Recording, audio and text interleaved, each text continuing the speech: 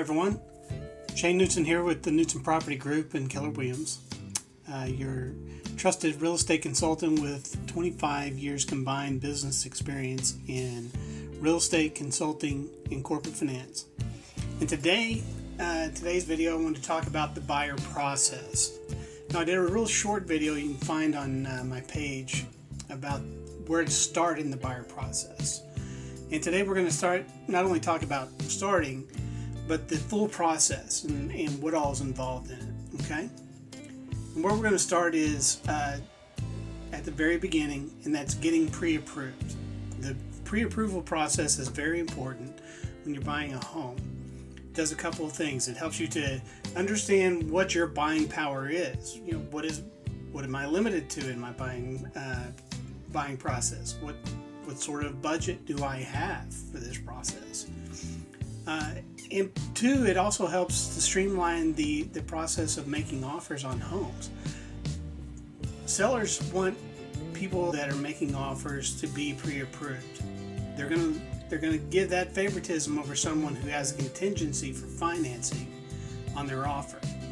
So getting that pre-approval done up front helps you streamline your buying process and helps give you more buying power in the buying process. Okay. Now, once you have that pre-approval, now you're going to start searching for your home. And the things that we're going to look at, those are completely personal to you. You're going to start looking at neighborhoods and cities, and where do you feel comfortable? What's important to you in this process? Do you want more house for your dollar? Or do you want a shorter commute?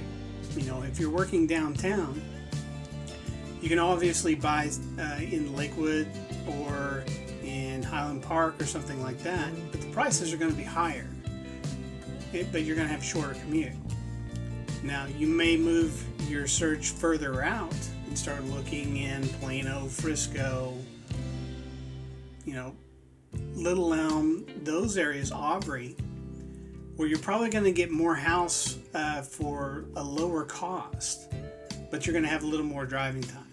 So you need to start thinking about those things and what's important to you. It's having maybe a new build house, but it's further out. I'm going to have more of a drive to get to work, but I'm going to have a brand new house and a 2,500 square foot house for $300,000 or $325,000.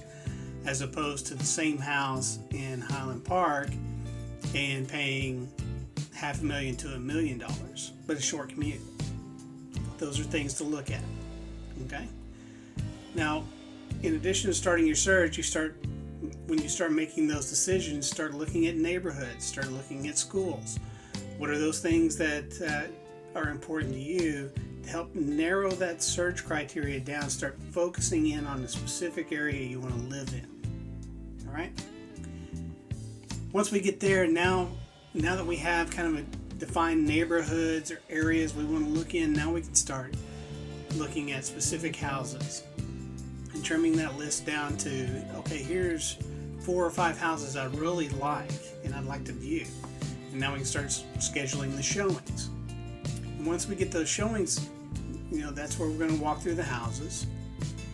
In this time of COVID, it may be video tours that we're having to do, which is obviously understandable. People not wanting to let other people into their house.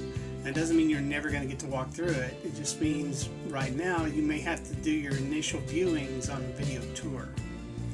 But whether it's through a virtual tour or touring the premises itself, get an idea of that house. Now, once you've narrowed it down to that one house you like, you're going to make an offer. And in that offer, you're going to state what the price is. You're going to state what kind of option period you want. How long do you want your option period? And that option period is important for buyers because that's the time period when you get to do your inspections. That's when you get to look at the house. And it also is the time where you have the right to walk away for any reason if you find an issue with the house. So getting that option period is important. You're going to determine who's going to pay for title, who's going to pay for the surveys if one doesn't exist. All this is going to be covered in the offer that you make. And once it's accepted, it becomes a contract. Both parties have signed it. It's now a binding contract, and now the clock starts. You also have your closing date in that contract. Okay. Now at that point, once you have that contract, this is when we've executed the contract. Now is the important stuff from a buyer perspective. Getting in, getting your inspections, making sure that everything is good with the house. This includes new build homes.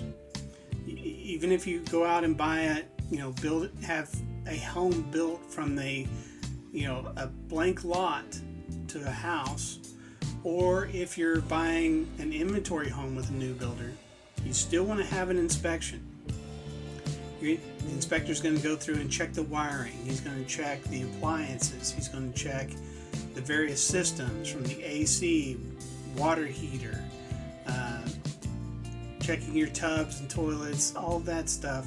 Make sure that everything is in working order. He's going to check the electrical to make sure that all of the wires and outlets are working correctly. If you have a security system, like making sure those connections to the windows, to the doors are correct, all that's going to be covered in an inspection. And then if something comes up during that inspection where maybe there's a possibility of foundation damage, maybe might be some termite damage, maybe there's an issue with the plumbing. Now that you've had that inspection, you know these are things to look for. You can bring in those other people to inspect those things. Check the foundation, check the plumbing, check the termites, etc. Maybe it's the roof. There's potential that the roof might leak. You want to get all that done and make sure it's all inspected during your option period, because again, that's your period when you can still walk away, and it's only going to cost you your option fee. And that option fee is, it may be $100, $150, $200 at most, but walking away only costing $200 as opposed to getting past that option, and now it's the possibility of losing your earnest money. Get those inspections and everything done during that option period. Once we get past the option period, now we're doing the things necessary to get ready for the move-in, right? The title company's doing their thing. They're searching title and making sure everything is okay, validating the survey, doing that stuff. This is the time where you're going to be making sure you have home insurance, setting up your utilities for TV, electric, phone, whatever it may be, setting up moving services. Any of those things that need to occur so that once we get to the closing table and sign, now it's time to get all those things done so that you can move in either immediately that day once you have the keys, or over time as it permits, based on whatever your schedule is or what's convenient for you. Making sure you have a home warranty if you're buying an existing home. That should be part of the contract. When you make the offer, there is a paragraph in the offer in the 1 to 4 family contract that has a section for the home warranty, and so you want to make sure that is in there as well. Okay, so that you have some coverage there in case there's anything that goes wrong or have any failures in that first year. You don't want to buy a home, an existing home that's 10 years old maybe. It's built in 2010. You buy it, you've been in the home for 6 months, and all of a sudden your air conditioner goes out. That's a big expense if you have to replace the unit outside or the furnace inside. That's thousands of dollars, and that home warranty is going to help you cover some of that cost. Okay, and finally is the closing process. So once we've had all of our inspections, all of our surveys have been validated, a title has been searched, and everything's clear, there's no liens against the property, we get to closing. And that's a fun day because it's a lot of signatures on a lot of paper, but that's when you get the keys to your brand new home. And that's always fun, to be able to have that new home and feel the excitement of, hey, this is our house now.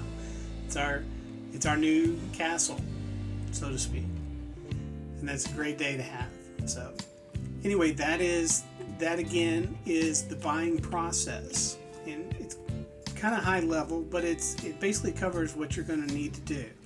Again, it's getting the pre-approval, starting your search, identifying and narrowing down the areas in which you want to live in, viewing the homes, making an offer, executing the contract, getting a home inspection, making sure you have your insurance and other things in place as for your move, a home warranty, and then getting to close.